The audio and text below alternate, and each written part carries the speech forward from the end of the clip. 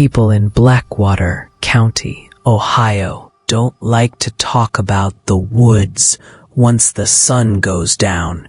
In the daylight, it looks ordinary enough.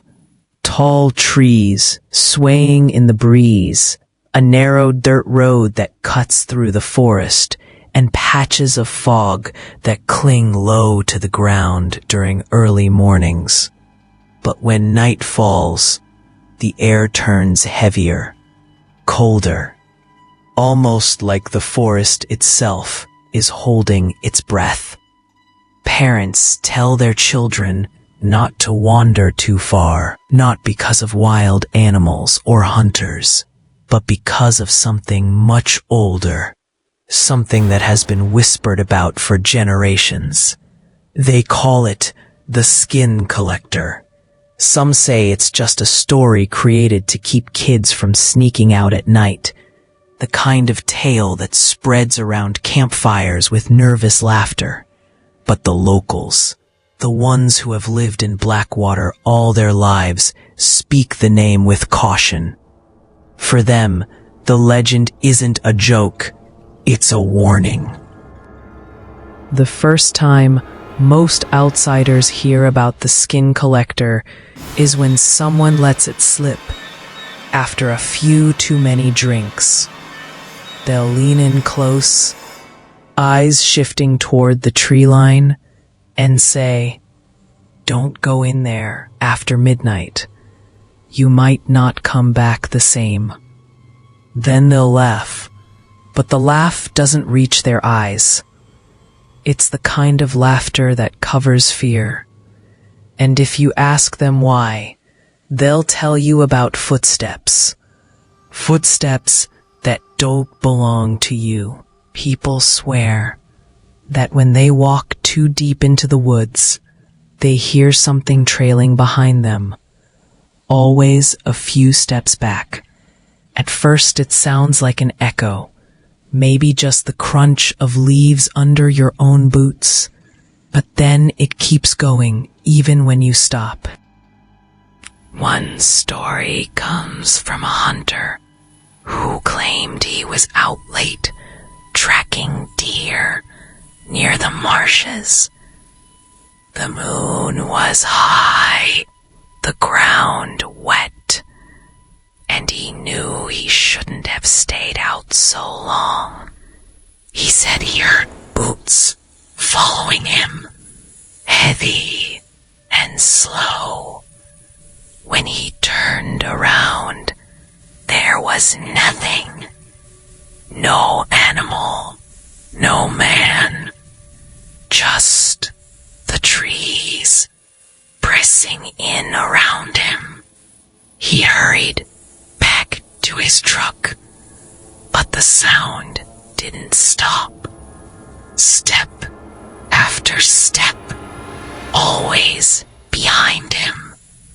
The hunter made it out alive, but when he got home, he found deep scratches across the back of his jacket, like someone had dragged a blade along the fabric. He swore he never went back into those woods again.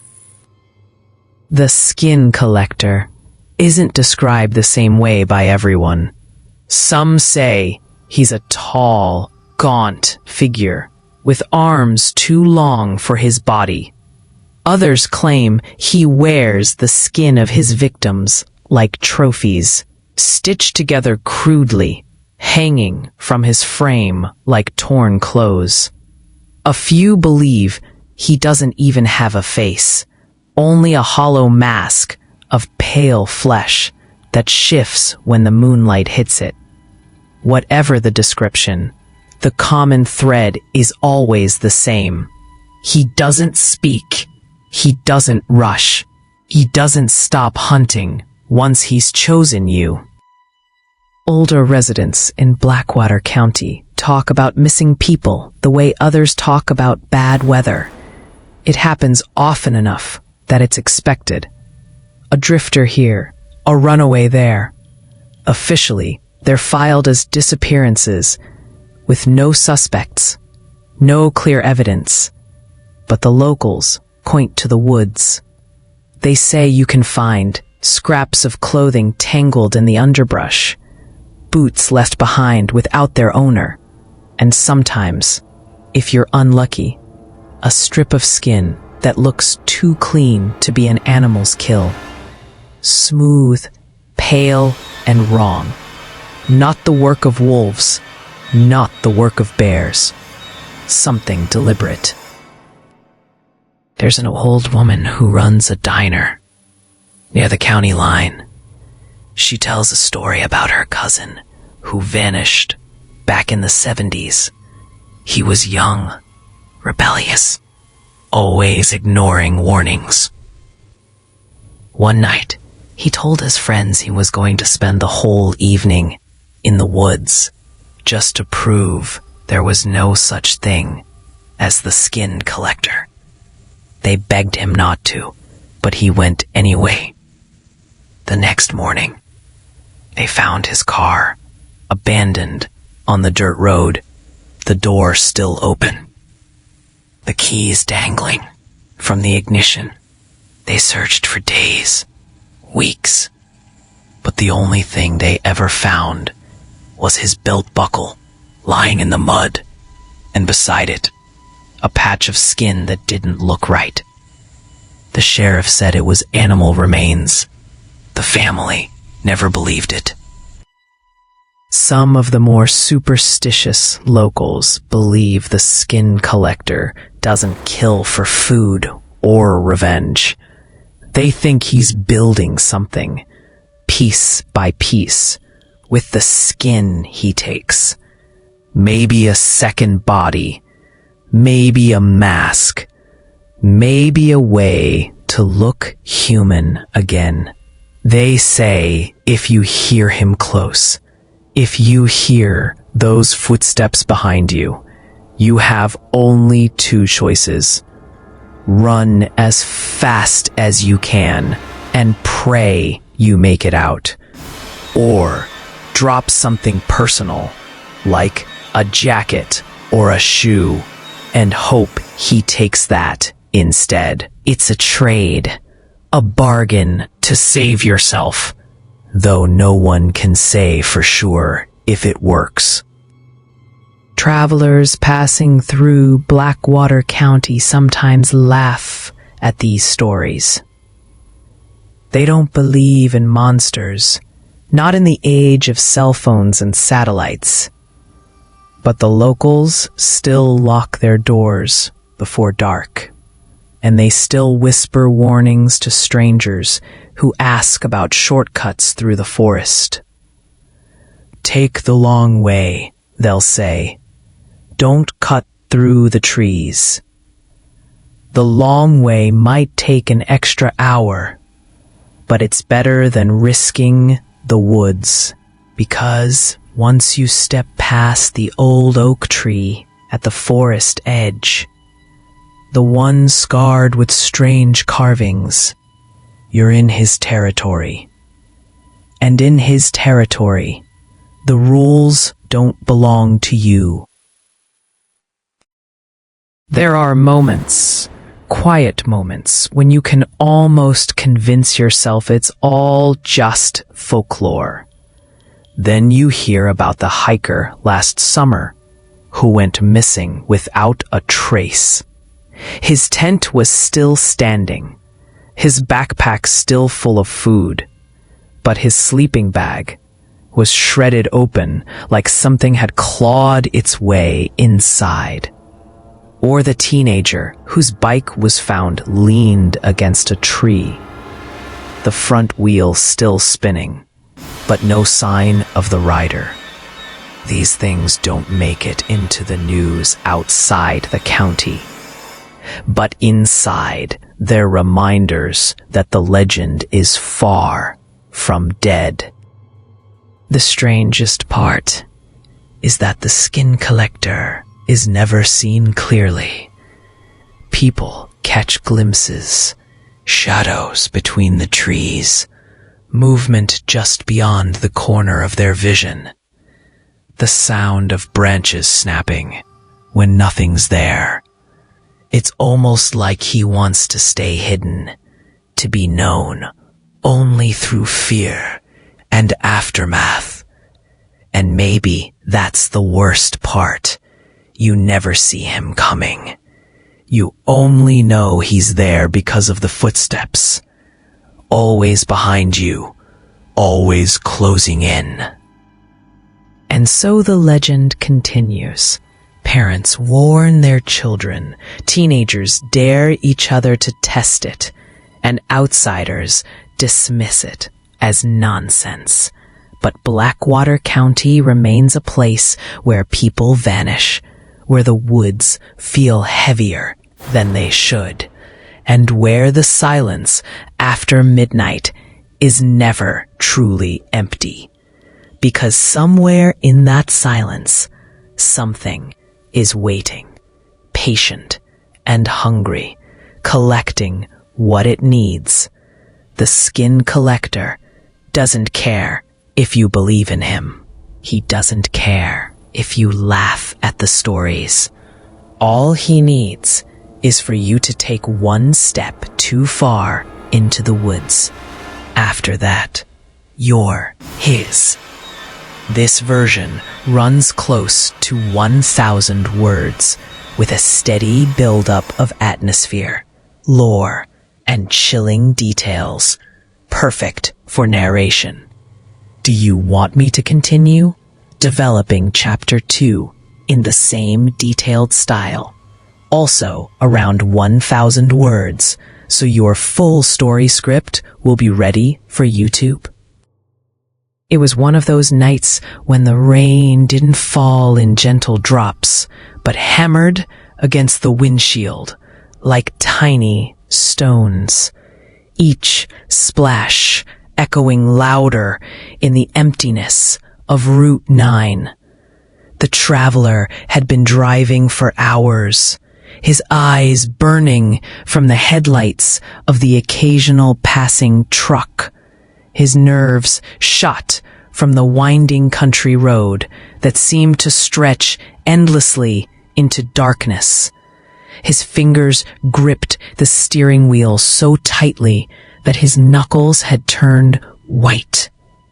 And every time he blinked, the road blurred and bent in strange shapes. He knew he had to stop, even for a moment, or risk falling asleep behind the wheel. That was when he saw the faint glow of a gas station sign flickering through the sheets of rain. Relief washed over him like a sudden breath of air, and he turned off the road into the cracked asphalt lot. The gas station was small, almost forgotten, the kind of place you'd expect to see in an old movie. A single light buzzed above the entrance, casting sickly yellow shadows across the wet pavement, or maybe it was the silence of the lot. The way the storm seemed quieter the moment he stepped out into the open air. The traveler hurried inside, his boots squeaking against the cracked linoleum floor. Behind the counter stood a woman in her late 40s. She wore a faded red vest with a name tag pinned crookedly over her chest. Her eyes lifted from a newspaper as the doorbell jingled, and for a brief moment she looked relieved to see another human being. But then her expression shifted, her face paling as if she had seen something behind him, something she wished she hadn't. The traveler didn't notice. He was too tired, too desperate for rest. He walked up to the counter, wiping rain from his brow, and asked in a hoarse voice, Is there a motel nearby? I can't drive anymore." The woman hesitated, her lips pressing tightly together. She glanced at the clock above the coffee machine, then back at the window where the rain streaked down the glass in crooked lines. Finally, she nodded slowly. "There's one about 15 minutes north, the Blackwater Inn. It's not much, but it's clean." Her voice dropped lower, softer. "But don't take the back road. You stick to the highway. You hear me?" The traveler let out a tired laugh, shaking his head. The back road? He was amused at how serious she looked, like she was warning him about something more than just potholes or deer crossing signs. "Lady, I just need a bed. It doesn't matter how I get there." He grabbed a candy bar from the counter and dropped a couple of bills beside it. "I'll be fine." Her hand shot out quickly, catching his wrist before he could turn away. Her grip was surprisingly strong, her nails digging lightly into his skin. "I'm not joking. You don't take that road after dark. Not tonight. Not ever." Her eyes locked onto his, wide and urgent, as if she was begging him to listen. For a second, the traveler felt a strange chill, the kind that crawls up your spine and makes the hairs on your arms rise. But then he forced a smile, trying to shake it off. Warnings like these were nothing new to him. He'd traveled enough lonely highways to know every town had its ghost stories. He pulled his arm free gently and gave her a nod. "Don't worry, I'll stick to the highway." But she didn't look convinced. She only stood there, watching him closely, her face pale under the buzzing light. The traveler stuffed the candy bar into his pocket, adjusted his coat, and pushed open the glass door. The bell above it jingled again. The rain had slowed to a drizzle, but the air was heavier, thicker, as though the storm had left behind more than just dampness. He walked back to his car, every step echoing too loudly in the empty lot. When he slid into the driver's seat, he glanced back at the gas station. The woman was still at the counter, staring out the window at him. For a moment, he thought she might rush out to stop him again, but she only stood frozen, her eyes fixed on his car, until he pulled onto the road and disappeared into the night. The traveler drove north as instructed, the wipers squeaking across the glass. His GPS was dead, the screen frozen from the rain leaking in earlier. He figured he could find the motel without it. After all, it was just 15 minutes away. The highway stretched out before him, empty and wet. But then he saw a sign, faded and half buried in weeds. Blackwater Inn, back road shortcut, 7 miles. He slowed down, his eyes scanning the arrow pointing right. He chuckled to himself. Shortcut, 7 miles instead of 15. What was the harm? He was exhausted, and the thought of cutting the drive in half sounded too good to resist. He turned onto the back road. A moment his tires rolled onto the cracked asphalt, the air seemed different. The rain had stopped completely, but the trees lining the road swayed even without wind. The headlights carved a narrow path through the darkness, revealing twisted branches that arched overhead like skeletal hands. The traveler tried to shake off the unease, telling himself it was just a road like any other, but the deeper he drove, the more wrong it felt. The sound of his engine seemed too loud, bouncing off the trees in strange echoes, and every time he looked in the rearview mirror, he swore the darkness behind him was thicker, heavier, like it was swallowing the road whole.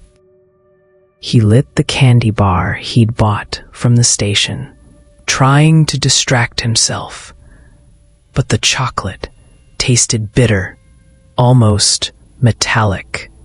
He tossed it aside, frowning, his stomach churning for reasons he couldn't explain. The road narrowed as he went further. The paint lines faded, the edges crumbling into dirt. He gripped the wheel tighter, forcing his eyes to stay forward, though every nerve in his body screamed that he wasn't alone. Then came the sound, faint at first, like raindrops on the roof, but steady. Footsteps. He laughed nervously, rolling down the window slightly, trying to convince himself it was just branches snapping in the distance. But the sound didn't fade. It followed the rhythm of his car, steady and relentless, always just behind him.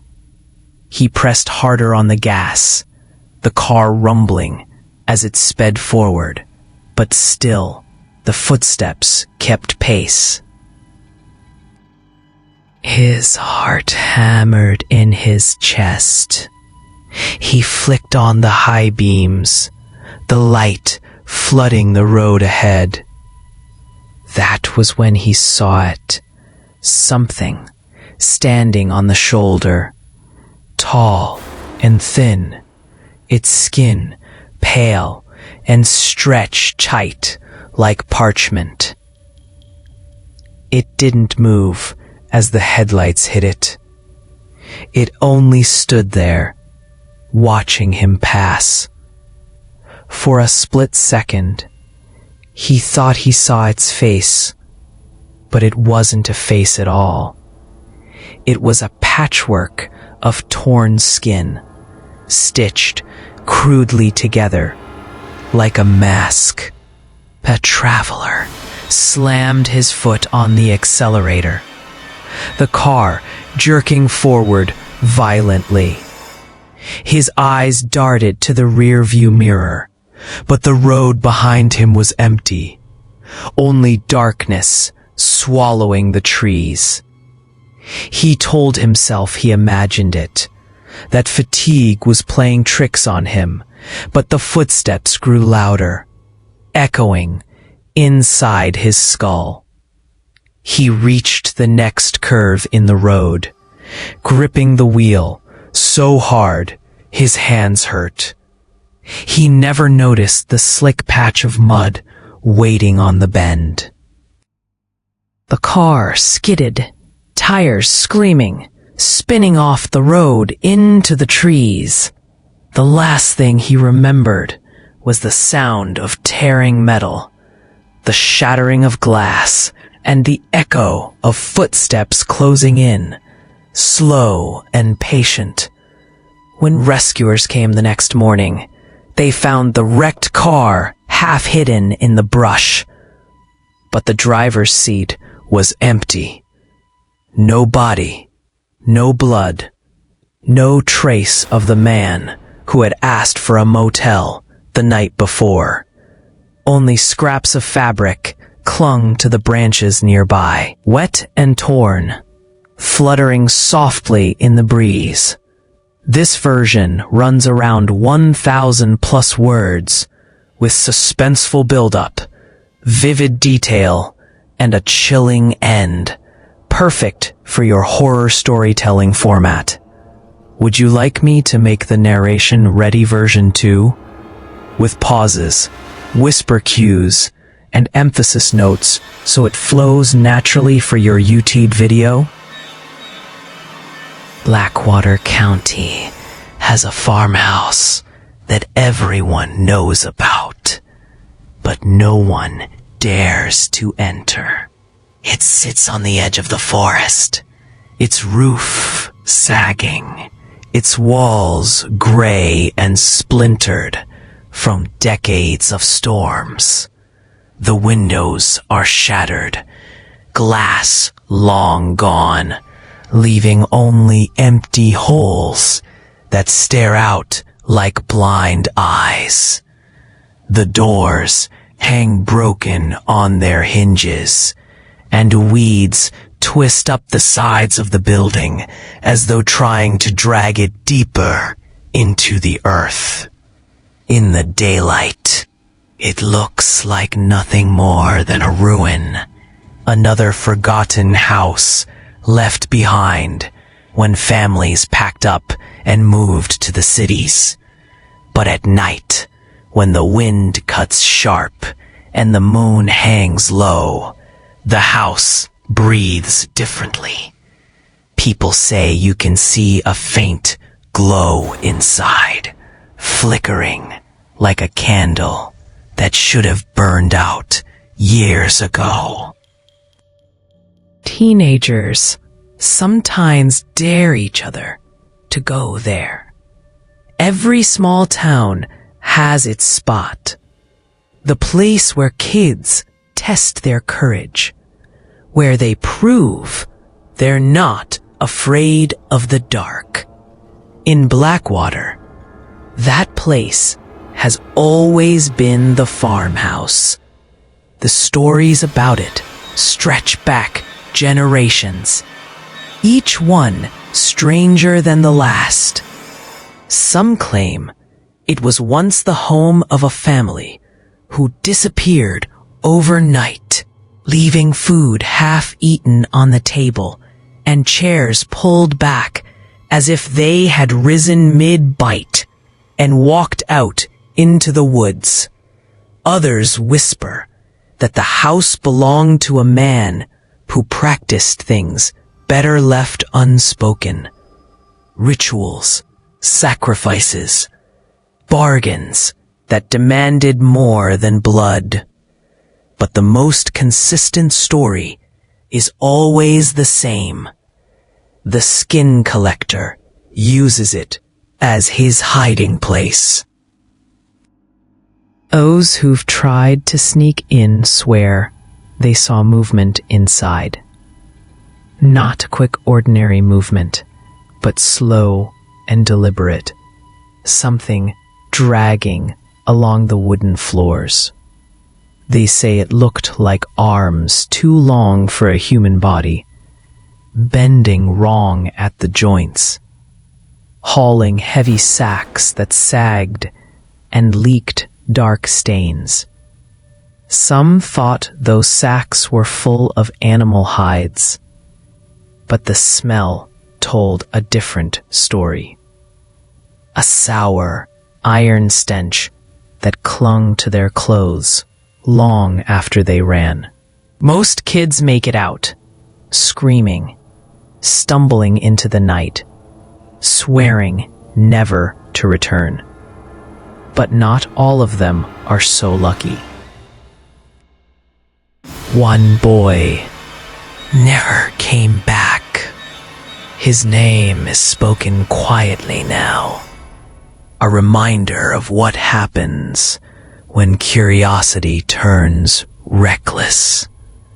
He was the youngest of the group, eager to prove himself, tired of being laughed at for his fears. When the others bolted at the sight of something shifting in the hallway, he stayed. They begged him to leave, shouting from the porch. But he grinned and disappeared deeper into the house. They thought he was playing a trick. Minutes passed, then an hour. When they finally worked up the courage to go back in, all they found was his flashlight lying in the dirt, its beam tilted toward the stairs leading down to the basement. The sheriff later filed it as a missing persons case. Paperwork tucked neatly away in the county office. But the townsfolk knew better. They said the collector had claimed another. The farmhouse has a silence around it, not the ordinary quiet of abandoned places, but a suffocating stillness, like the air itself refuses to move. Birds don't perch on its roof. Insects don't buzz near the walls. Even the weeds that creep up the foundation seem weaker, paler, as if drained. People walking past on the nearby road sometimes hear sounds. Boards groaning, windows rattling. But when they look, the house is motionless. Then there are the lights, small flickers in the rooms upstairs, faint enough to make you question if you imagined it. Sometimes it's a yellow glow, like an oil lamp. Other times it's bluish, cold, almost like lightning, trapped inside. No one has ever gotten close enough to see what burns there, or who. There's an old story about a deputy who went in one October night, back when the county still tried to keep things tidy. He thought the kids were exaggerating, just making up tales to spook each other. He walked in with nothing but a flashlight and a revolver. His partner stayed outside, smoking, waiting. After 30 minutes passed, with no sign of him, the partner finally went in. The flashlight was lying in the front hallway.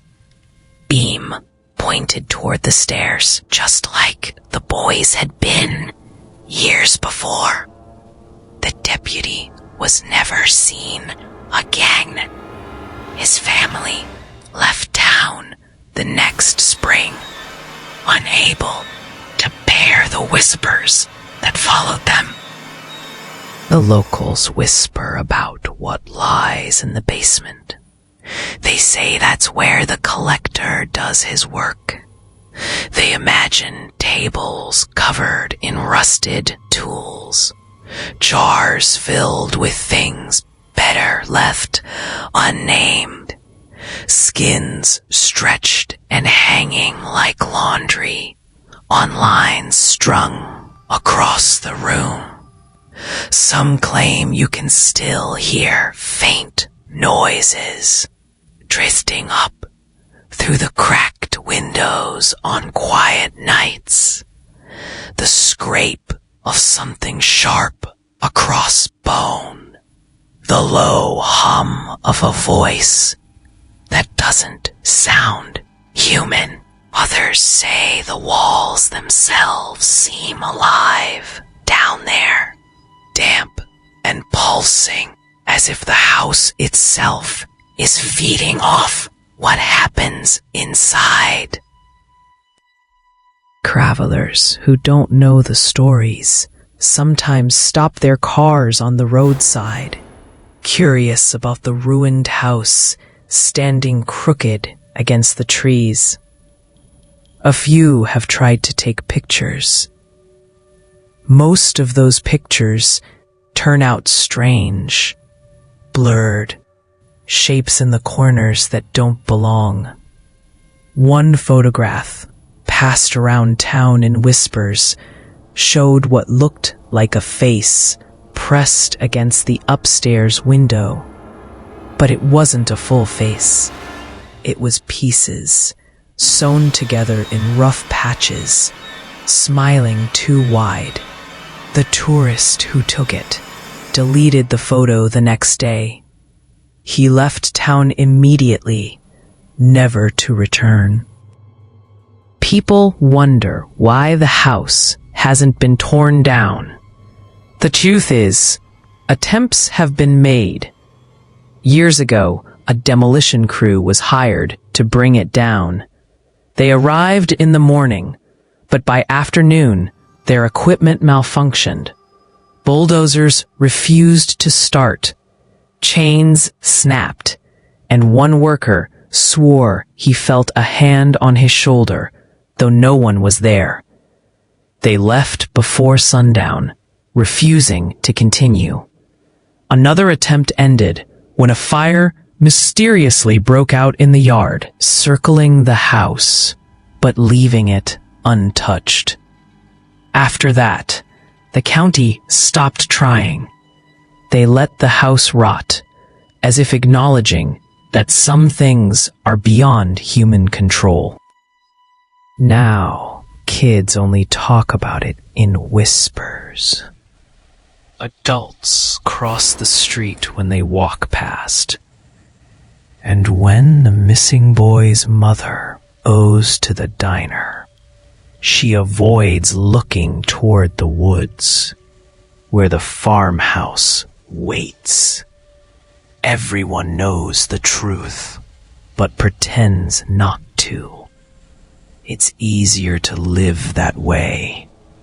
It's easier to file it away as stories, legends, imagination.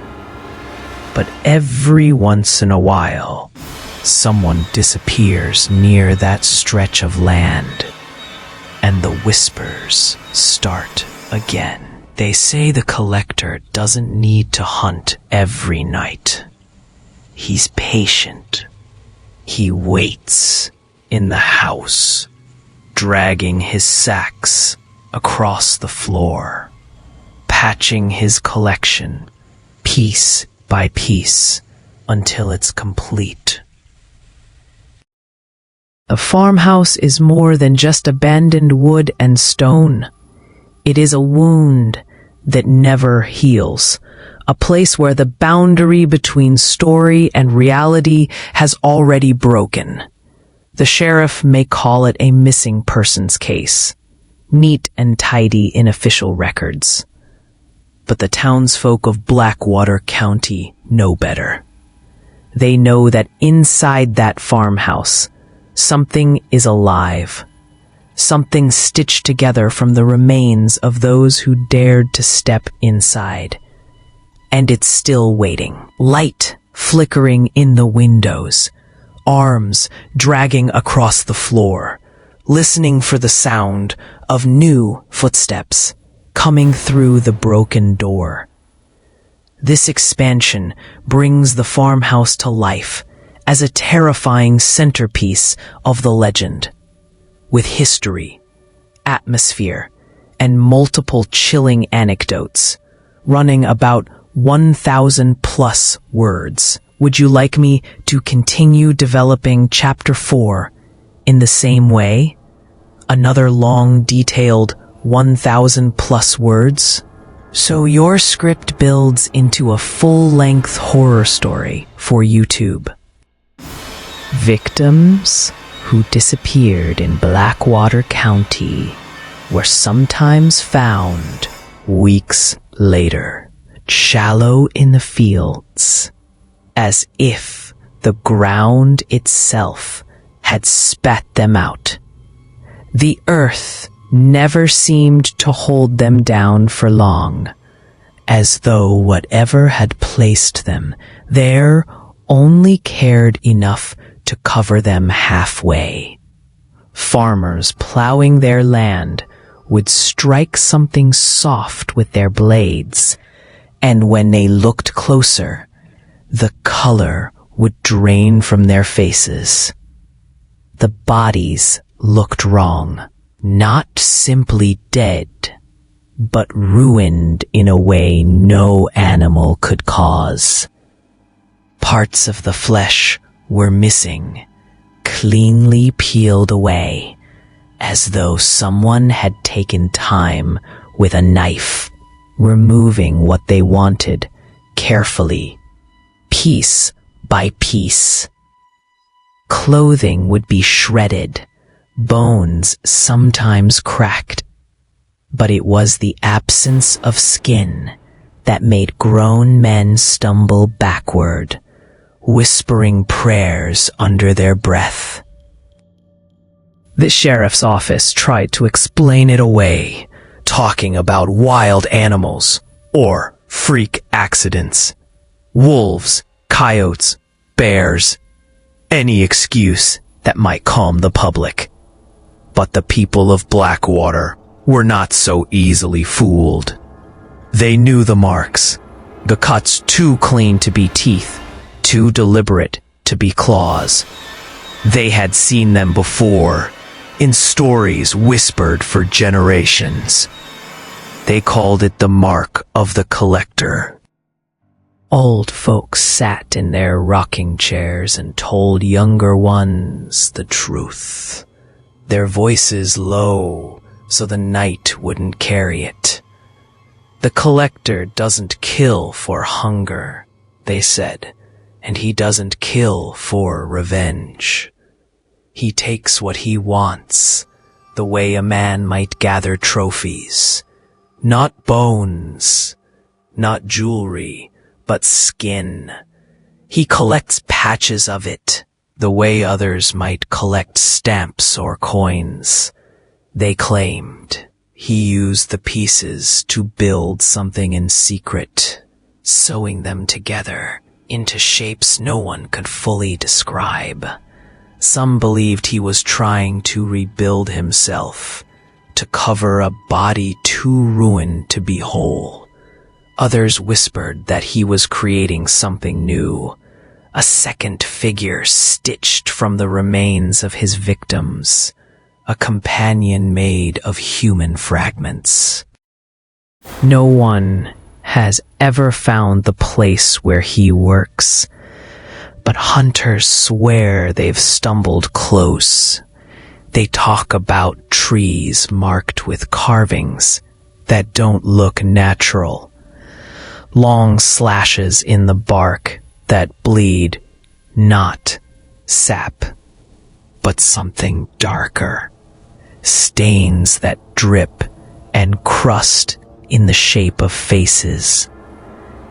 Some trees bear what look like crude mouths, jagged and wide, others with hollow eyes staring blankly out of the wood. One hunter swore he touched a carving with the tip of his finger, and the bark felt soft, too soft, like touching stretched hide instead of rough wood. He never returned to those woods again, and when people asked why, he only showed them the scar on his fingertip, a thin line that never healed. There's a story from the 80s about a farmer named Daryl who found something strange on his land. His field sat near the edge of the forest, and one autumn morning, while checking the soil, he noticed what looked like cloth caught in the dirt. When he bent down to pull it free, he realized it wasn't cloth at all, but a strip of skin, curled and dry like leather. It had edges too clean, too straight, as though someone had cut it carefully with a blade. Daryl dropped it and ran back to his house, swearing never to tell anyone. But secrets don't last long in small towns. By the end of the week, everyone knew, and the whispers of the collector grew louder. That winter, Daryl disappeared. His wife found his boots at the edge of the woods, still warm inside. She claimed she heard his voice calling from the trees at night, but when she stepped outside to look, the voice always stopped. The mark of the collector is not just on the bodies or the trees, but in the silence that follows. Entire areas of the forest feel dead, stripped of birdsong, stripped of insects. Walk there long enough, and you'll notice it too. The strange hush, the feeling of being watched, the prickle on your skin, as if invisible eyes are crawling over you, measuring, deciding which part to take. People say if you come across a patch of ground where nothing grows, where the soil looks blackened and sour, you should leave immediately. That's where the collector has been working, and to linger is to invite him to notice you. What makes the stories worse is how deliberate everything seems. There's no chaos, no wildness in his killings. Every patch of missing skin looks chosen, as though he had a preference. Some victims are found with arms peeled bare, others with their faces missing. Smooth hollows where features should be. One old story tells of a boy pulled from the river, his chest stripped clean while the rest of him was untouched. His parents buried him quickly, but not before his uncle whispered. The collector wanted his heart, but not the organ, just the cover.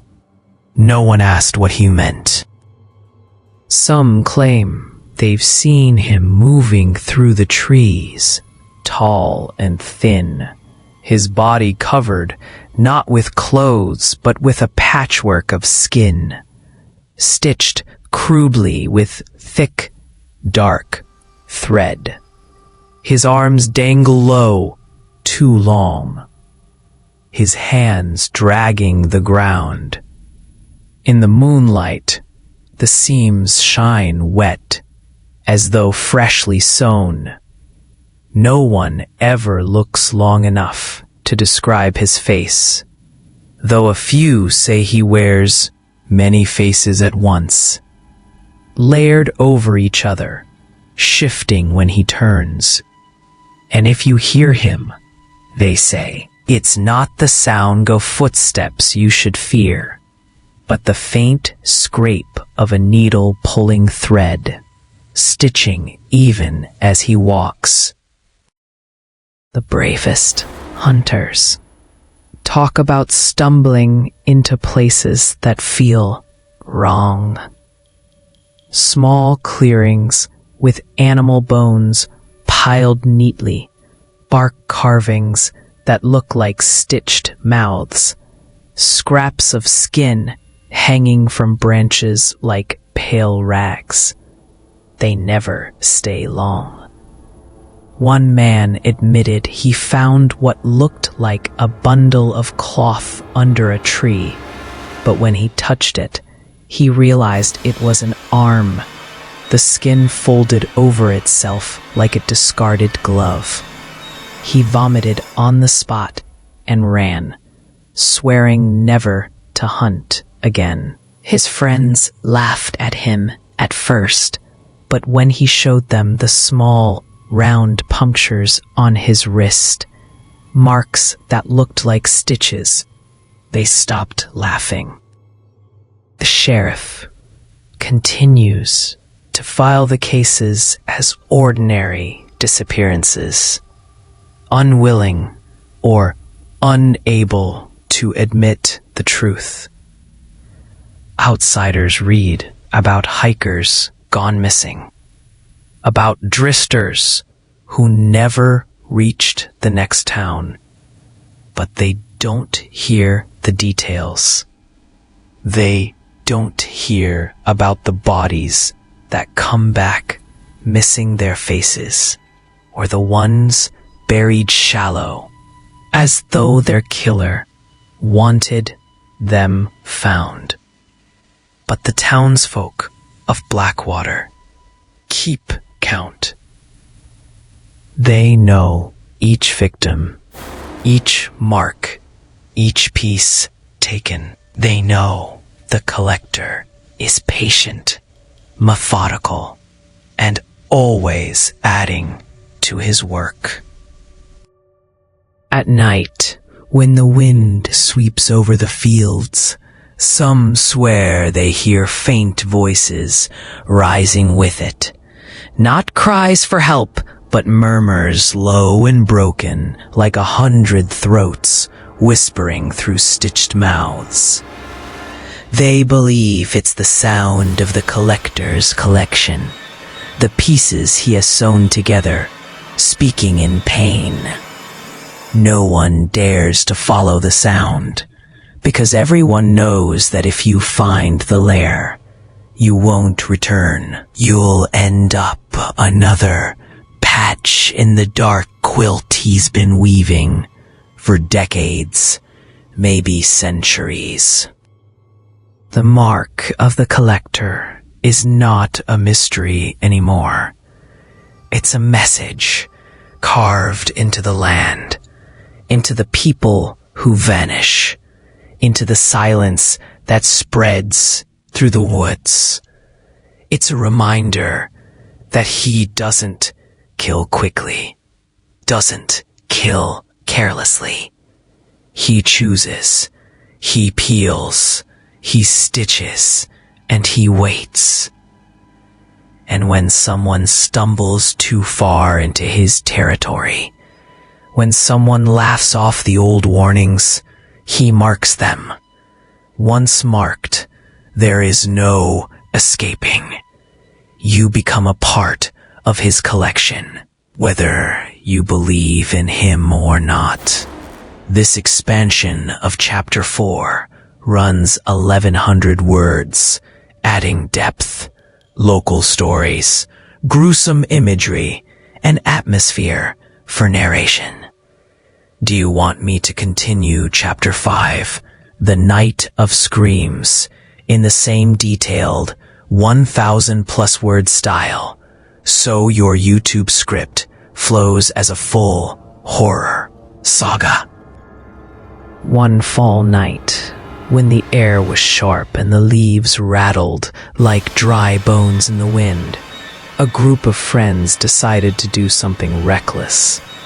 They were high school seniors, full of pride and restless energy, the kind that makes teenagers believe they're invincible. The legend of the skin collector had circled through their town since childhood, told in hushed voices at sleepovers and whispered during late-night drives.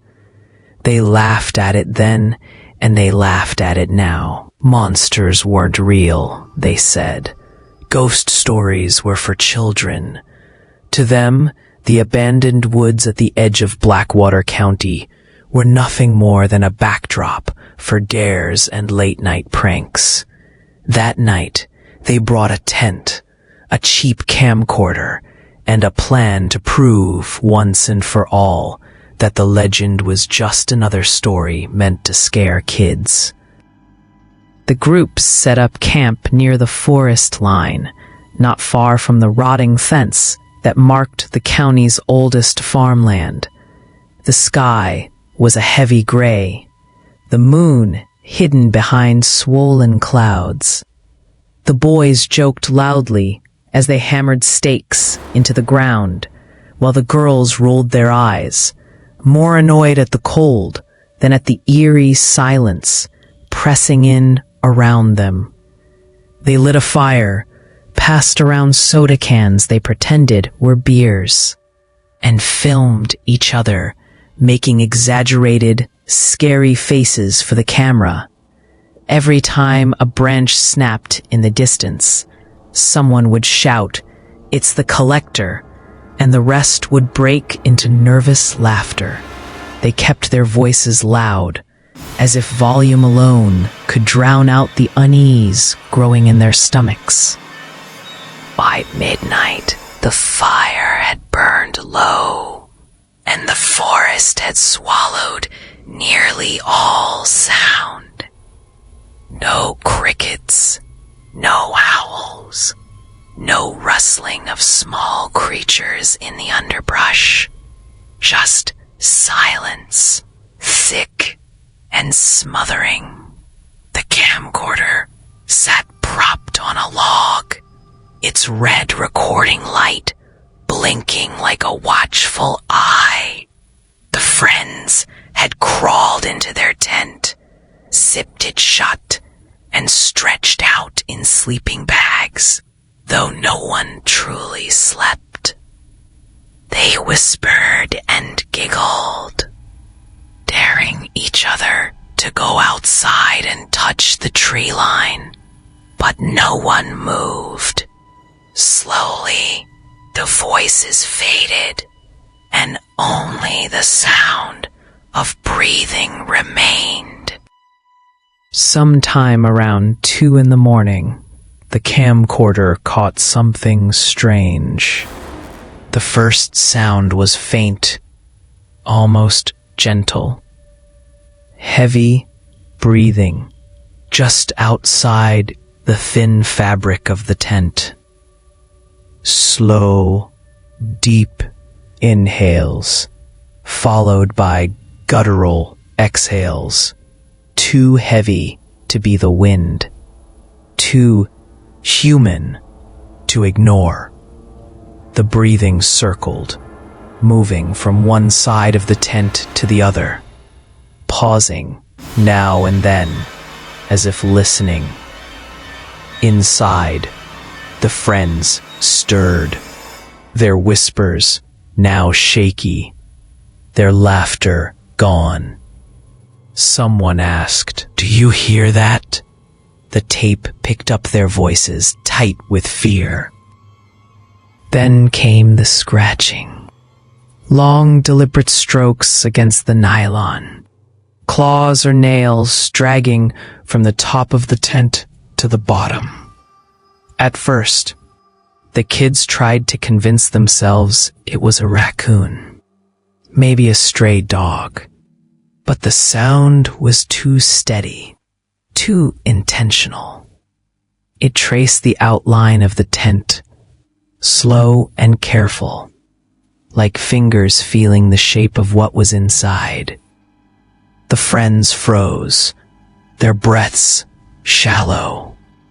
The camera, still outside, caught the faint shadow of movement, pressed against the fabric.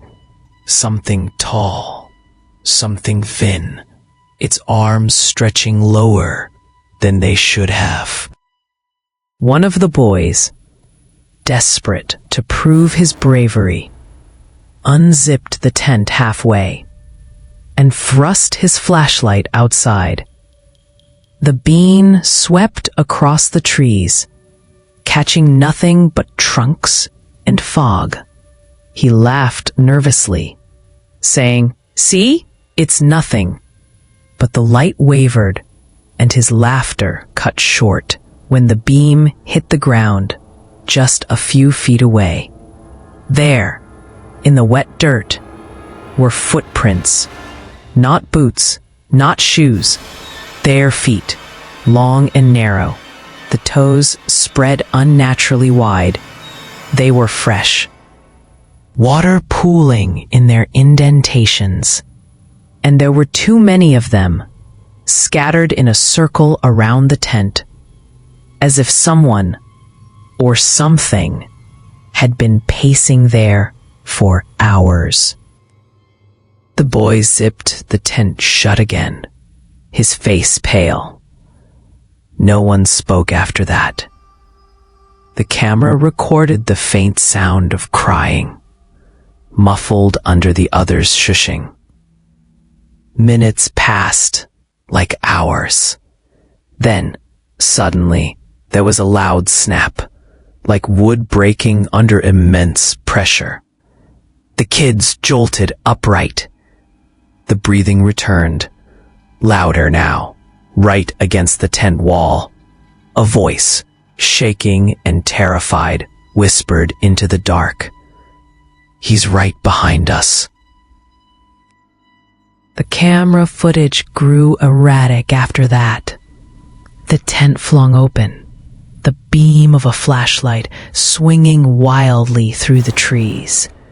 The screen shook as someone grabbed the camcorder, running, their breaths ragged and panicked. Branches whipped past the lens, and the ground crunched under frantic footsteps. Voices overlapped, screams, sobs, someone shouting a name over and over. The recording caught only flashes, pale shapes darting between trees, shadows that didn't move like people, and the constant sound of something dragging along the ground, wet and heavy. At one point, the lens caught a glimpse of the tent from a distance. It was collapsed now, fabric shredded, as if something had torn through it with ease. Then the screen jolted upward, capturing a blur of something tall, moving just beyond the fire's dying glow. Arms too long, head tilted at an unnatural angle, stepping slowly, even as the kids ran. The footage was cut with a sudden jolt. The last seconds of the tape are the ones no one forgets. The image was angled sideways, half focused on the dark ground, but the sounds were unmistakable. The frantic cries of the kids grew distorted, drowned out by a tearing sound. Fabric ripping in sharp bursts. Underneath that came another noise, slick and sickening. The wet drag of something heavy pulled across the earth. The final words were screamed, raw and broken. "He's right behind you." Then silence. When search parties went out the next day, they found the campsite, but not the kids. The tent lay shredded, the sleeping bags ripped apart, but there was no blood, no bodies, no clear sign of what happened. The only thing left behind was the camera, lying half buried in mud, its battery dead. When the footage was recovered, it spread through the town in whispers. Parents refused to let their kids watch it, but copies still circulated, grainy and distorted, each viewing fueling the legend. Some said the tape was cursed, that watching it too many times made you hear the same heavy breathing outside your own windows at night. The sheriff closed the case quickly, calling it a runaway incident. No one believed him. The families moved away within months, unable to live in a town that offered no answers. But the people who stayed remembered the screams, the way the voices cracked with terror. They remembered the dragging sound, that wet, slow pull, and they knew it wasn't imagination. It was the collector's mark, the way he claimed his victims, not with speed or fury, but with patience and inevitability. Now, years later, kids still dare each other to camp at the edge of the woods, though most turn back before midnight. The ones who don't, well, sometimes tents are found empty again. Sometimes cameras show up buried in the dirt, replaying the same story. The collector doesn't need new legends. He only needs new voices to scream the same words into the night. He's right behind you. This version runs about 1,100 words, atmospheric, suspenseful, and designed for narration.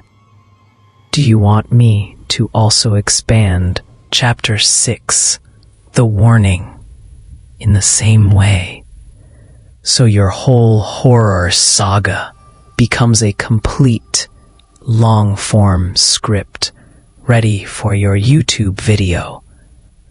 Today, people still vanish in Blackwater County.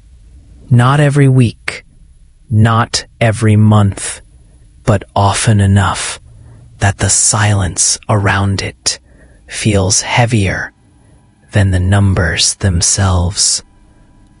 A hiker goes missing, and the locals shake their heads. A trucker never makes his delivery, and the whispers begin again. Someone's cousin disappears on their way home from a party, and the family leaves town within the year, unable to bear the shadow that falls over them. The official records are filled with words like unresolved and open case, but the townsfolk don't need paperwork to tell them what they already know. They've been warned all their lives. Truckers avoid the back road whenever they can. That stretch of cracked asphalt is shorter, yes, but it cuts too close to the forest. Too many rigs have been found abandoned there. Doors wide open, radios still humming static, no driver in sight. One truck was discovered with its cab lights still on, the engine idling as though its driver had just stepped out for a moment.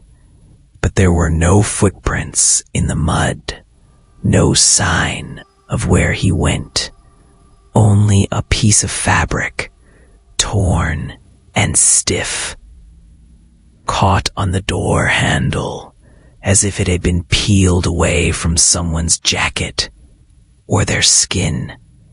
After that, truckers began to spread the word across CB radios, telling each other to stick to the longer route, the safer one. They call it superstition, but they never take the shortcut. Not anymore. Hunters, too, refuse to go alone. Once, they'd ventured deep into the woods with nothing but their rifles and dogs, chasing deer through the underbrush.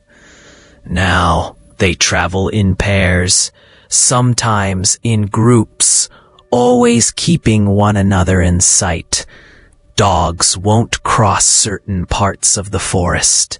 They bark and pull against their leashes, their hackles rising, their bodies trembling with a fear their owners don't understand. Hunters tell stories around campfires of hearing something move in step with them, branches snapping where no person should be, breathing heavy just out of view. And when the sound stops, when the silence presses down like a weight, That's when they know it's time to leave. They say the collector doesn't need bullets to hunt. He only needs patience. The locals have their own ways of surviving. Old habits passed down through generations. Rituals that might seem strange to outsiders, but make perfect sense to those who've lived under the shadow of the legend their whole lives. On the edge of the woods, you'll sometimes find offerings left in plain sight. Old jackets folded neatly on tree stumps, worn-out shoes dangling from branches, animal skins nailed to posts, flapping softly in the wind. To an outsider, it looks like trash, discarded and forgotten. But the people of Blackwater know better. These are gifts, bargains, sacrifices. The hope is simple, that the collector takes them instead. Better to offer cloth, leather, scraps of hide, than risk him coming into town for something fresher, something living. No one says it out loud, but everyone knows what the offerings are for. Children grow up with the warnings carved into their minds as firmly as the rules for crossing the street. Don't whistle after dark. Don't go near the woods alone. Don't mock the old stories. Parents tell their children to listen when the forest grows quiet, because silence means something is watching. They hang charms above their doors, not crosses or saints, but crude carvings of stitched faces, meant to trick the collector into thinking the house is already his.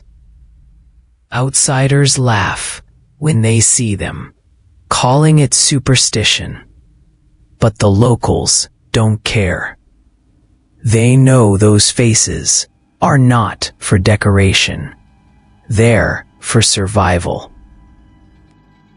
Sometimes, late at night, you'll see people light lanterns on their porches, letting them burn until dawn. They don't talk about why, but the glow is a signal. Light means life, movement, presence. Darkness means emptiness, vacancy, invitation. Better to keep the lamps burning to make sure the collector passes by, uninterested. Even then, the fear never leaves. Every creak of the floorboards, every whisper of wind through the trees becomes a reminder that the woods are never empty, that something waits just beyond the reach of the light. There are still those who laugh at the stories. Those who mock the legend sometimes don't return. And when they do, they don't talk about what they saw. They leave town quietly, their eyes hollow, their voices shaky. One man stopped at the diner after being gone 2 days longer than planned. He didn't eat, didn't speak, just sat there with his coffee, staring at the window. Finally, he whispered to no one in particular, "He doesn't care if you believe in him." Then he left, and no one ever saw him again. Silence around these disappearances isn't just fear, it's survival. Families of the missing rarely demand answers, not because they don't want them, but because deep down, they already know. The collector isn't something you arrest, something you stop with sirens and handcuffs. He's not flesh and blood in the way people want him to be. He is patience, hunger, and ritual, sown into the land itself. The people of Blackwater have learned to live with him the way sailors live with the sea, or miners live with the dark. You don't conquer it. You respect it, you fear it, and you pray it spares you. So if you ever find yourself in Blackwater County, Ohio, and someone warns you not to wander after dark, don't laugh it off. Don't smile at the locals like they're superstitious fools. Their warnings aren't for their sake. They're for yours, because the collector doesn't care if you believe in him or not. He doesn't care if you've come from miles away or if you're passing through for a single night. He doesn't care if you've never heard his name before. All that matters is whether you step too close to the woods, whether you give him the chance to notice you, and once he notices, it's already too late. They say he doesn't rush. He doesn't need to. He waits, patient, watching, collecting, piece by piece. You might not see him. You might not even hear him until it's too late. But the silence will find you, because the collector doesn't bargain with those who enter his territory uninvited. He takes what he wants, and he leaves the rest for the earth to spit out weeks later. So don't laugh. Don't dismiss the trembling in a cashier's voice, or the old farmer's muttered prayers, or the strange bundles of clothing left along the tree line. They are not superstition. They are survival. And if you're wise, you'll follow their example. Because the skin collector has been waiting a long time. And he'll be waiting still, long after you've gone. Long after the laughter has faded and the warnings have been forgotten. He doesn't fade with the seasons. He doesn't sleep with the years.